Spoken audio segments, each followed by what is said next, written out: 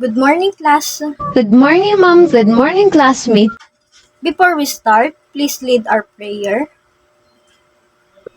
Dear God, thank you for this day and for the opportunity to learn. Please help us to be good listener and to pay attention to our teacher. Help us to remember what we learn and to use it to make the world better place. Please also help us to be kind to each other and to help those who are in need. Amen. Class, let's have our attendance and check who is absent for today. I will now check your attendance. Please raise your hand if you are here. There's no absent for today, Ma'am, and we're ready to start the class. Very well. There's no absentee for today. Since everyone was here, let's give ourselves a round of applause. Alright class, please remember our certain rule before we start the class. I have here the rules that you need to follow during the class. Everyone, please read this rule loudly and clear. 1. Sit properly. 2. Listen carefully. 3. Participate on recitation. 4. Keep your phone on your bag. 5. Raise your hand and wait to be called. So, before we start to turn in a new lesson, I just wanna ask you if you still remember our last topic. Anyone? Nice, I'm glad that you will still remember. So now, are you ready to move on to our next lesson? Yes, ma'am. Okay, now let's proceed on our next lesson. Before we begin our lesson, we'll play a game. I have here a pictures that contains the name of the tools and equipment. What you need to do is to pick one paper on this cup and put the name that you pick on the correct picture on the board. Class, do you understand our mechanics for our icebreaker game? Yes, ma'am. Okay, now let's start our game. First picture, number 1, muffin pan. Next, measuring cup. Next, rolling pin. Next, timer. Last, grater. Very well, class. Please give ourselves a round of applause. Today, our topic is baking tools and equipments. Baking tools and equipments. Please read the number 1. Number 1. Tube center pan. A tube center pan is any type of round baking pan that has a hollow tube in its center. Deeper than a round pan and with hollow center, it is removable, which is used to bake chiffon type cakes. The tube is used to conduct heat through the center of a cake, ensuring that the cake bakes evenly. Okay, next. Who wants to read the next one?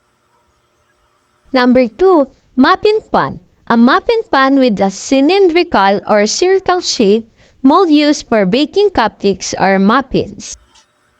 Rectangular shape pan with individual cups or wells that has 6 and 12 forms, cups for baking pans and cupcakes.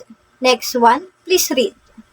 Bun pans. High sloping sides and a hole in the middle for baking cakes in the shape of a ring. Different size 9.5 to 10 inches bun pans with a 10 to 12 cup capacity. Bun pan is used for baking cakes that needs or if the baker wants it to have shape and design. The standard size is 10 inches. Number 4, jelly roll pan. A jelly roll pan is the 10 by 15 inch pan with the 1 inch lip, which makes it perfect for making a jelly. It is basically a pan for making jelly. Jelly roll pan is basically a 10 by 15 inch pan for making a jelly. Next one, please read. Number 5. Custard cups. Can be used for individual dessert, servings, or as prep container while cooking. Custard cup is a cup that has mostly used as preparation container and for serving individual portion of food. Please read the number 6.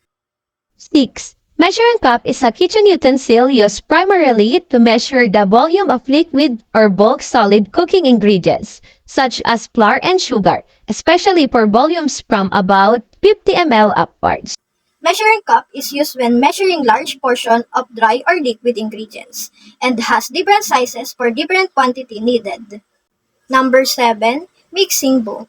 A mixing bowl is a deep bowl that is particularly well suited for mixing ingredients together in. Mixing bowl is used to mix ingredients together because it is deep and you can put a lot of ingredients together. Okay, next, who wants to read the next one? Number 8. Paring knife. Paring knife is a small knife used mainly for peeling fruits and vegetables.